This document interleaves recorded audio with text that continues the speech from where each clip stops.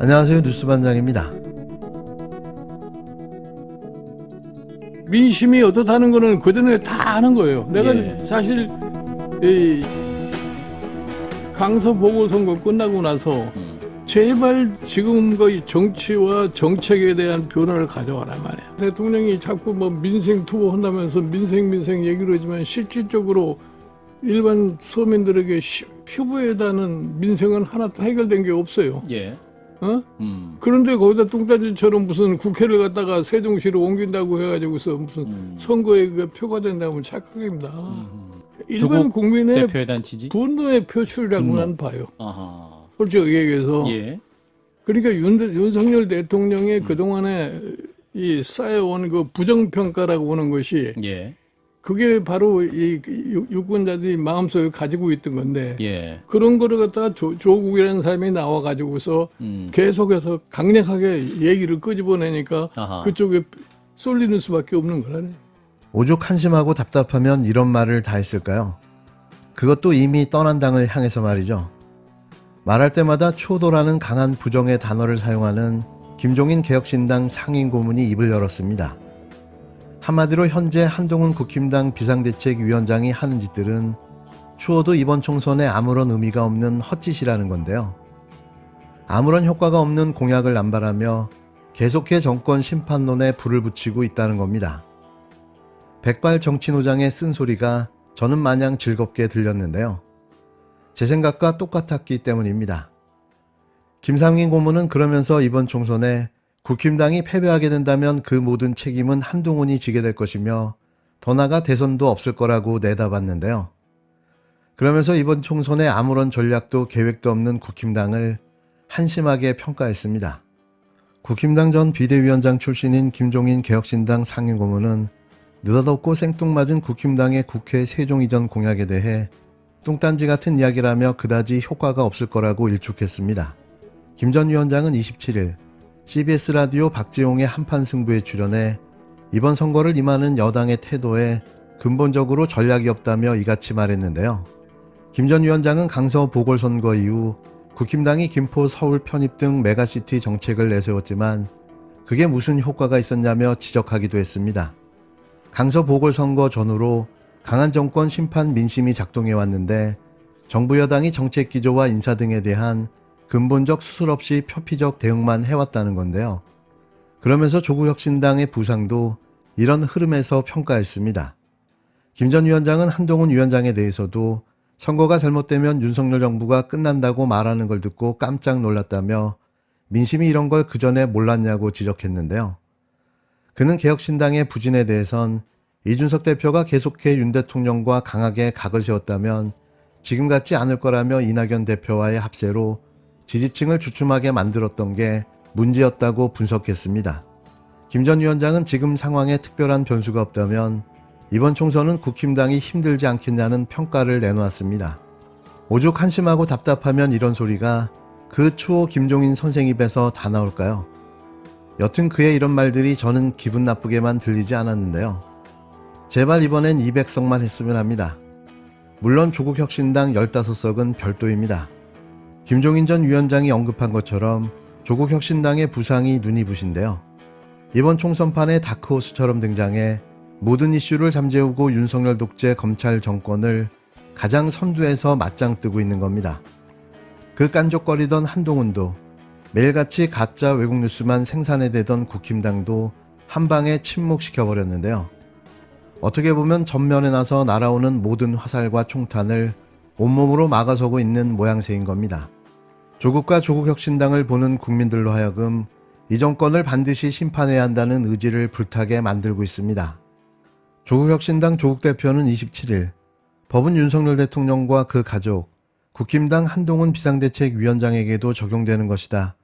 법 적용이 복수일 수 없다고 말했습니다. 조 대표는 이날 서울 중구 프레스센터에서 진행된 외신대상 기자회견에서 한국 정치에서 정치적 심판, 복수의 사이클이 계속되는 게 건강하다고 보느냐는 한 외신 기자의 질문에 이같이 답했는데요. 조 대표는 법을 적용해 특정한 불이익이 생기는 것은 복수가 아닌 적법하고 합리적인 응징이라며 나나 우리 당은 복수라는 단어를 쓴 적이 한 번도 없다. 내가 만일 복수를 원한다면 칼을 들고 가야죠라고 말해 웃음을 자아냈습니다. 그는 이어 윤 대통령과 한 위원장이 검사 시절에 사용한 똑같은 잣대를 자신과 자기 가족에게 적용해야 한다며 그게 공정과 상식이라고 꼬집었는데요. 조국혁신당이 윤석열 정부의 조기종식과 한동훈 특검법 입법을 공약한 것에 대해 정당성을 강조한 발언으로 풀이됩니다. 조국혁신당이 3년은 너무 길다는 슬로건으로 총선 이후 윤 대통령 탄핵을 추진할 의지를 보이는 것이 아니냐는 질문에 조 대표는 그것은 탄핵만을 의미하는 것이 아니라고 답했는데요. 조 대표는 제1당인 민주당 등 범야권이 합해서 200석을 얻지 못하더라도 상당수 의석수를 확보하게 된다면 윤석열 체제에 균열을 낼 수 있다며 정치적으로 정권을 무력화하는 게 목표다. 레임덕, 데드덕으로 만들겠다고 밝혔습니다. 자녀 입시 비리와 청와대 감찰 무마 등의 혐의로 2심에서 실형을 받은 조 대표는 대법원에서 실형이 확정된다면 어떻게 리더십을 발휘하겠느냐는 말에는 내가 20대 시절 국가보안법 위반으로 감옥에 가봤기에 잘 견딜 것 같다. 우리 의원들도 잘 견딜 것이라고 자신감을 내보였는데요. 조 대표는 또 조국혁신당을 친문 반명정당, 친문 비명정당 이렇게 프레임을 잡는 것을 봤는데 그렇지 않다며 이재명 대표는 현재 제1야당 대표고 공유하는 점이 많기에 항상 협조하고 협력하는 마음이라고 말했습니다. 제발 더 이상 갈라치기는 그만했으면 하는데요. 따로 또 같이 함께 가는 겁니다. 조국혁신당의 대표적 슬로건이 조기종식 아닙니까? 그 조기종식의 의미는 탄핵만을 의미하는 것은 아닙니다. 조기종식과 탄핵은 다른 의미다라는 것인데요. 일단 우리나라 법체계에서 탄핵을 하려면 의석 200석이 확보돼야 되고 200명의 국회의원이 탄핵 소추를 하고 그 다음에 헌법재판소에서 결정을 해야 됩니다. 그리고 아까 강 기자님께서 말씀하셨습니다마는 우리나라 법체계상 미국 탄핵제도와 달리 한국은 불법, 대통령의 불법이 확인되어야 됩니다.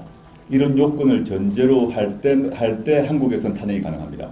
우리 그 조국혁신당을 포함해서 제1당인 민주당이 200석은 합해서 200석을 얻지 못한다 할지라도 200석은 탄핵은 전제 조건 200석 아닙니까?